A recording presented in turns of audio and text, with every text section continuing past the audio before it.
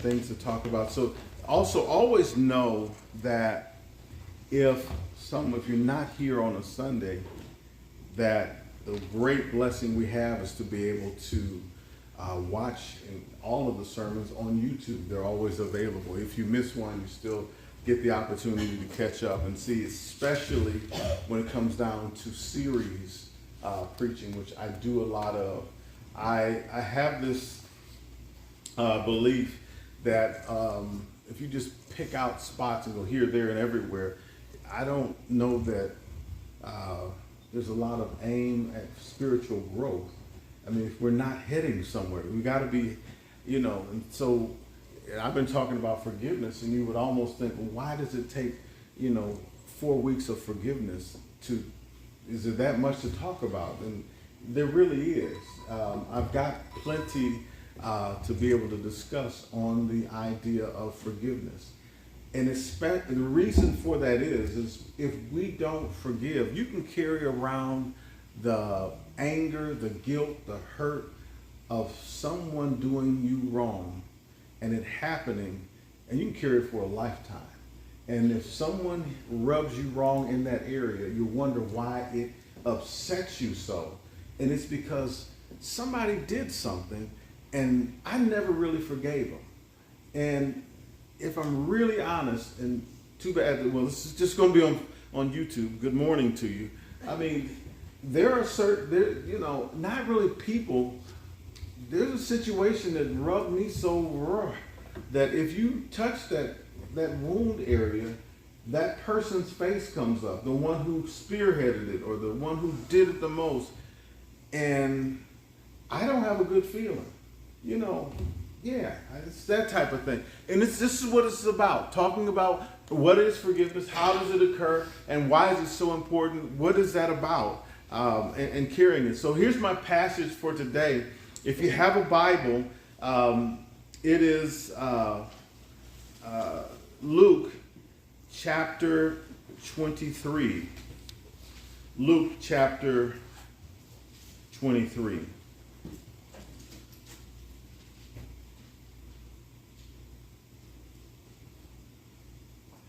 Normally, this doesn't get preached much except for around Resurrection Day sermons, but here we go. Luke 23, and then I want us to go down to verse 32.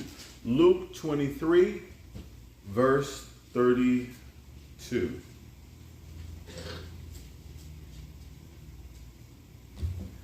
I love this passage.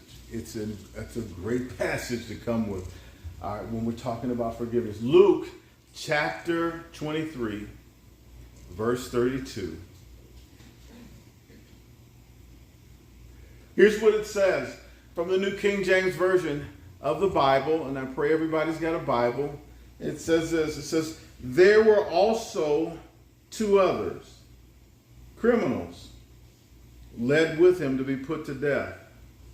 And when they had come to the place called Calvary, there they crucified him and the criminals, one on the right hand and the other on the left.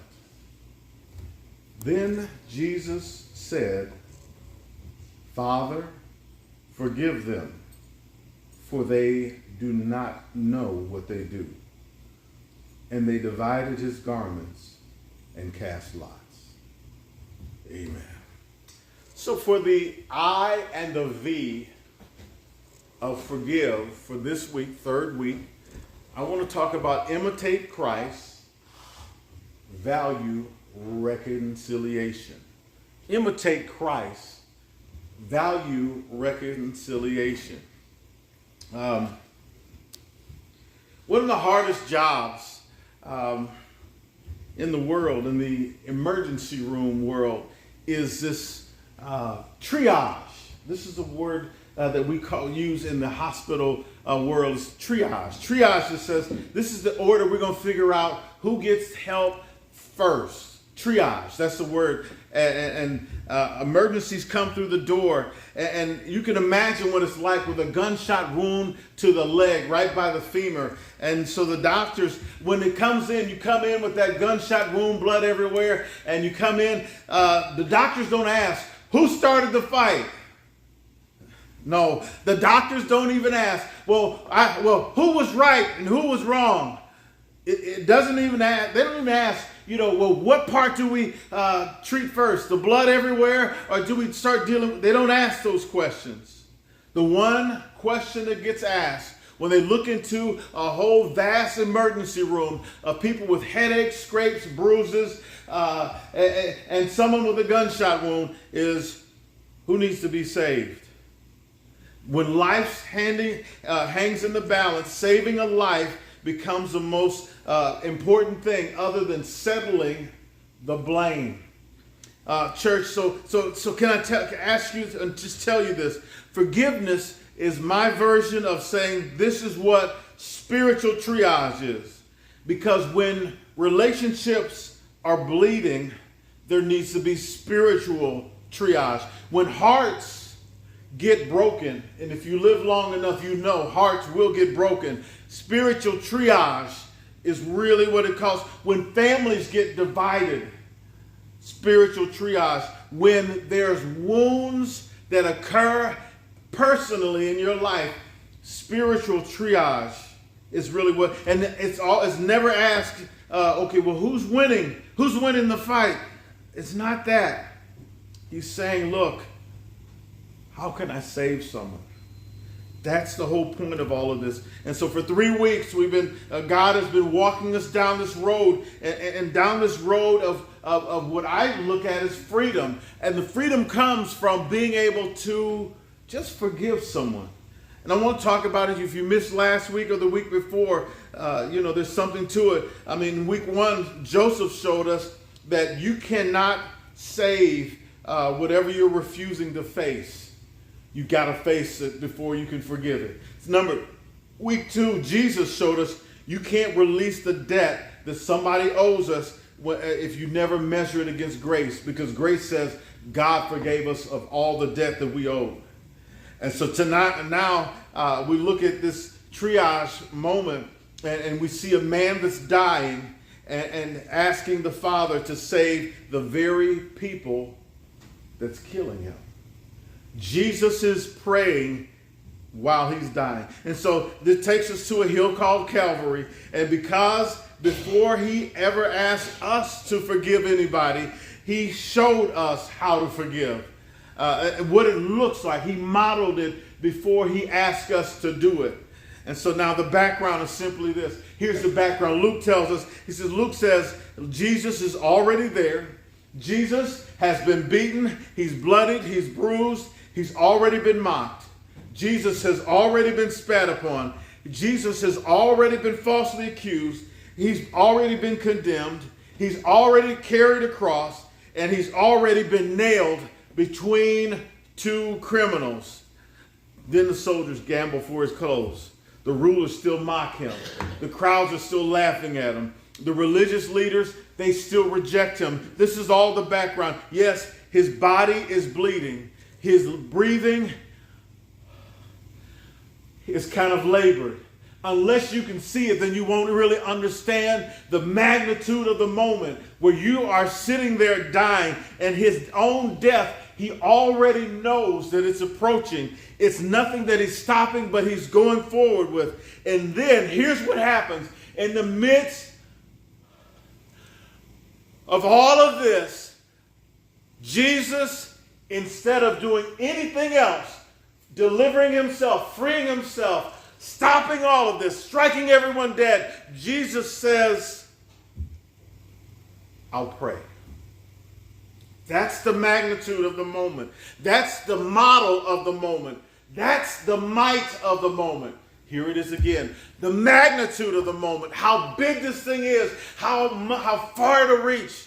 That's the magnitude of the moment of dealing with a dire moment. And he says, here's the words out of his mouth are not words of condemnation, not words of I'll get you later, not revenge. It wasn't words of judgment. You know, you guys are so wrong for this. Not words of judgment, but the words of a prayer. And he utters out of his mouth, Father, forgive them, for they know not what they do. I mean, the nails haven't been removed. The blood hasn't even dried. The pain hasn't even subsided. Yet, forgiveness came first. That's what it's all about. You'll never forgive like Jesus until we learn to see people, the people who wronged you the most, like Jesus saw. And so my first point is just imitate. It's all going to be imitate the timing. And don't miss the timing. Jesus doesn't say after they crucified him, then he forgave him. That's not the way he did it. They crucified him. Then Jesus says, now, while the nails are still tearing in his flesh, while the blood is still running down his brow, while his hands are still stretched out between heaven and earth, Jesus prays. And so here's what amazes me about it. He doesn't wait. Here, watch this. He doesn't wait to ask for forgiveness. He didn't wait till Resurrection Day morning. He could have easily done that and said, hey, look, here's Friday, here's Saturday, Sunday. Now, forgive them. I made it out now. I came out better, and now I'm going to look back at them. Put my nose up at them. Nah, I made it, and now I forgive them. He doesn't do that. Jesus looks at them, but he knows what's happening, and he forgives. So here's what we're learning. He says, look, I'll forgive you while you're still hurting me. That's a whole different continuum. That's a whole different thought process. I'm still hurting, but it's going to be okay. And so now, and this is why it's so difficult, because pain has a way of changing our prayer lives. I mean, while when we're hurting, we pray, Lord, fix them. Lord, deal with them. Lord, show them. Lord, let them feel what I'm feeling. Let them feel what they've done and it's a them type of prayer. But then when Jesus, prays, the them part is about forgiving them. I mean, and now if I could just go a step further, and really kind of put a picture to this thing. I mean, the hammers haven't stopped ringing yet. And Jesus already started praying. I mean, the blood hadn't stopped flowing, but Jesus has already started praying. I mean, the soldiers haven't stopped mocking, but mercy had already started speaking. The crowd hasn't stopped cursing, but Jesus has already started forgiving. And you know what? Sometimes most of us forgive after the pain stops. After I gotten over the fact that, you really hurt my feelings. Or you really did me wrong. And after I've gotten over it, then I can look back and say, because I'm stronger now and I'm better now, all right, I can forgive it now because, I've got to that point that, I'm okay now. And now that I'm better, I don't have to deal with being so bitter anymore. And so here's how it applies to us today. I mean, because someone is waiting for time to pass, and then I'll forgive. I mean, and you've been saying, wait, I'm waiting till I get over it, and then I can forgive. But what if the healing doesn't happen before the forgiveness? What if forgiveness is actually a part of the healing process? Could that ever be it? I can get better. I can move. I can be healed emotionally as soon as I can release and forgive. And so now, and what if God is waiting not for your pain to disappear, but for your heart to surrender to just forgiveness? What if that's it? I mean, and so sometimes forgiveness isn't the result of healing. Forgiveness is the beginning of healing.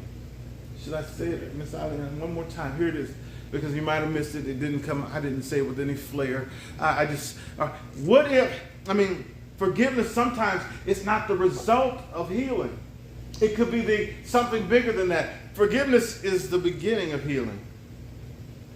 And so that's my first point. My first point is imitate is the timing. He started doing it in the midst of being hurt. Now here's my next one. Imitate the target.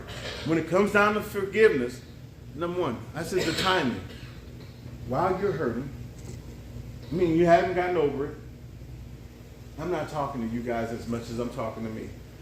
Because I've been so transparent. I got one that I ain't over with. I have someone that I have not got past yet.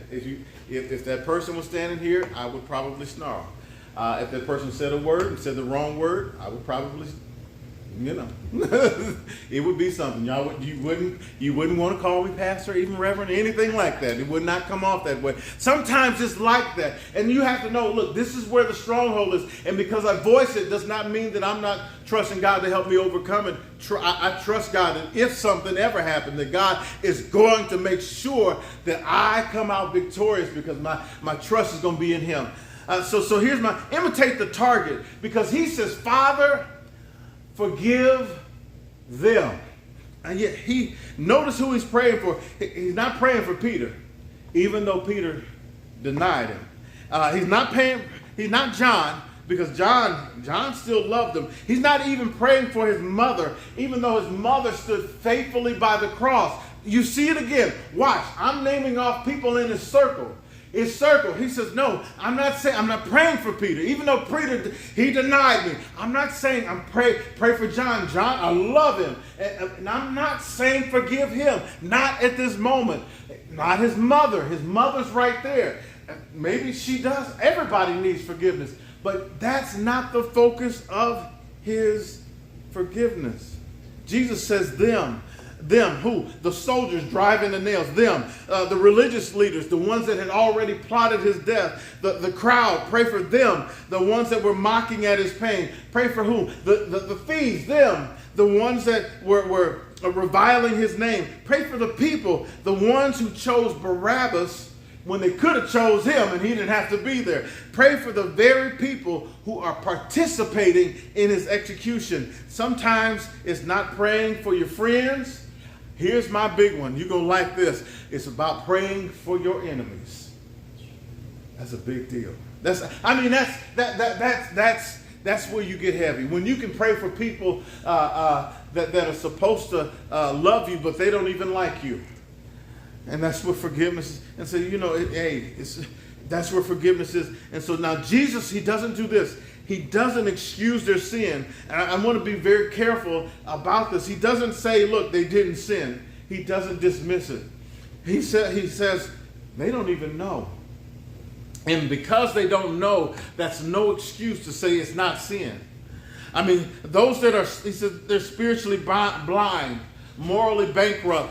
Sin has darkened their hearts, and we're in a time and an age where people are in the same case, morally bankrupt and spiritually blind, and so they can't see the horror of what they're doing. Forgiveness never denies the fact that someone has done something, but it recognizes this, that every sinner needs a Savior. And that's where the difference is. I know you did it wrong, but you still need somebody that'll make you right. And so here's the way it works, because I think grace is a major part of this thing. Grace changes things. Instead of, who you see, instead of seeing an enemy, Jesus saw a soul that needs to be saved. Instead of seeing people that I want to destroy and beat up, Jesus saw people that I can redeem, that he could redeem. Instead of seeing hatred, he saw the hopelessness that was there with them. And some people who hurt you, and this is what I've learned. This is just all I've learned. I ain't lived long enough, ain't seen a lot, but I've seen a couple of things every now and then. I've learned this, that people that have hurt me were people that were already hurting themselves. Some of the people who wounded you had wounds that never, we were playing, and we were young, and they would leave us at home all by ourselves. You wouldn't believe it. They used to be able to do that, leave us home by ourselves, and here we are, 10, 11, 12. And we did the one thing we're not supposed to do. We have this room, a living room. The living room is a room where you're not even supposed to walk in. You don't put your shoes on in there. You don't walk in there, and you certainly don't run. But for the game we had to play, we had to run all around the house. And the racetrack we were running in ran right through that living room. And everything was fine until somebody running so fast ran into the lamp that mommy told us never to ever touch. We couldn't even turn the light on this lamp. It was that expensive lamp. And guess what happened to that lamp? Of course, what happened to that lamp? It shattered and broken. I mean, it was broke. It was shattered. But guess what? Me being the budding engineer, the budding 11-year-old engineer said, oh, I can fix this. Tom, you would have been proud of me. I told my sister, get me some Elmer's glue. Poor, I knew he would never get her. So we pointed to her, and she's, the brokenness was there. And because of what we did, there was never a time in Christ. He is a new creature. And that's all I'm looking for, is just being a new creature. And sometimes that involves forgiving, even though I was running in a place I had no business. Oh. So here's what happens when he looks at him and he sees, he sees in the fact that there's people beside him that need forgiveness, in front of him that need forgiveness. And that's what we have to do when we see people around us. Yeah, and he doesn't excuse the sin. What they did was wrong. And what happened to you, it was wrong. What they said about you was wrong. And how they said it was wrong. Betrayal is still betrayal. Now I'm going to walk down a path that's pretty tough. Abuse is still abuse. And when people, wasn't that bad. And so when you begin to see people the way Jesus saw people, the compassion begins. Wherever revenge once was. He saw more than just the nails that were in his hands. He saw the need. He saw more than just hatred. The cross teaches us that hurting people are sometimes the people. You know what you've said, you know where you've been, and you know that even, I said it last week, if you said to yourself, if you get me out of this one last time, I'll never do it again, and you did it again. Don't trust God with what's this whole idea of forgiving, because he says, Father, forgive them. Not just me. He says, Father, forgive them. I mean, and don't rush past the first word. He spoke to his Father and addressed his situation. And sometimes, before he addressed his enemies, before he started dealing with, before he addressed his enemies, he addressed heaven. Before he dealt with the people, he trusted the Father. And so can I even suggest to you and argue from this point that do those things, and then you can express those things. Love happens the same way. Now here's the opposite. Love is the easiest one. Love, if it doesn't go vertical first, before horizontal, if it goes horizontal without going vertical, it'll show up as lust instead of love. Does that make sense?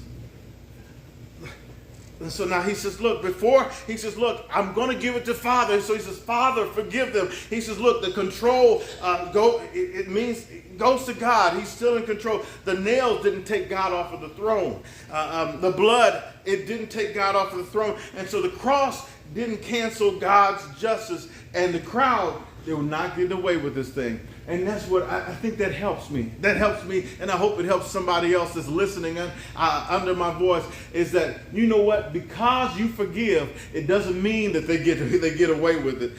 Jesus already knows. God already knows. God saw every nail. God saw every thorn in the crown. God heard every insult. God heard every injustice. And that means that because he heard it, it means that Jesus didn't have to settle it. And so sometimes we get exhausted because we're trying to do God's job. We're trying to be the ones to step in and do a job that God said, we want to settle the score. We're trying to balance the books out. We're trying to make sure that we make people pay. We're trying to prove that we're right, trying to defend our reputation. And you know what? God never asked us to carry the load. He never said for us to be carrying the evidence. God is saying, look, just give it to me.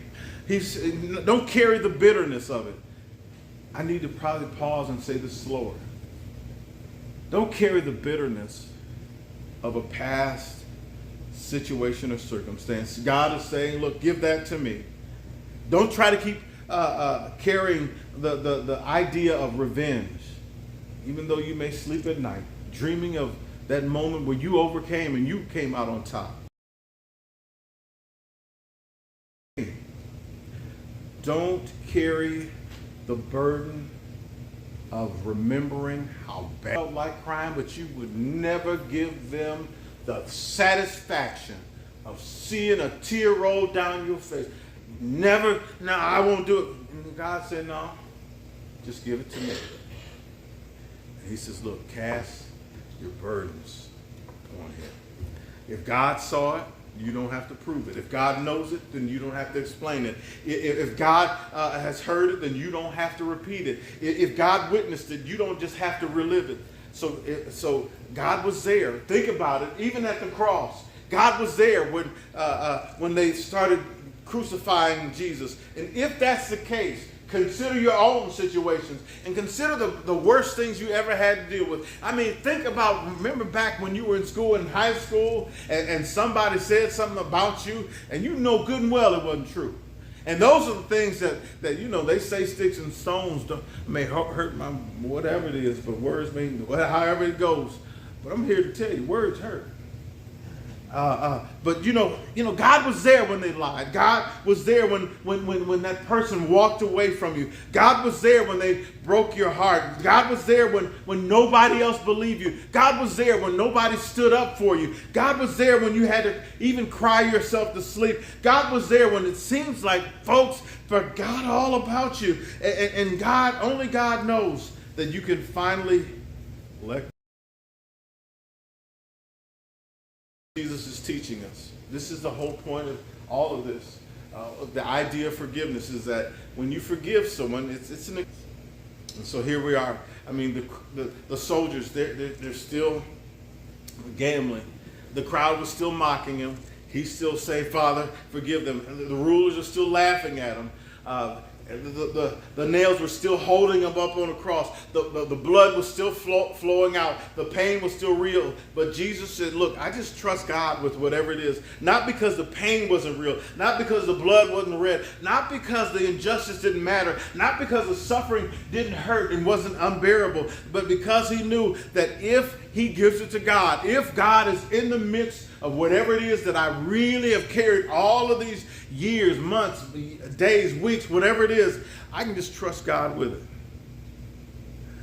And so now, that's what forgiveness is. Forgiveness is not trusting the person who hurt you. Forgiveness is trusting the God that holds your future. Forgiveness is like saying that he's got a perfect record. So I'm reminded of a story of a young lady at her birthday party.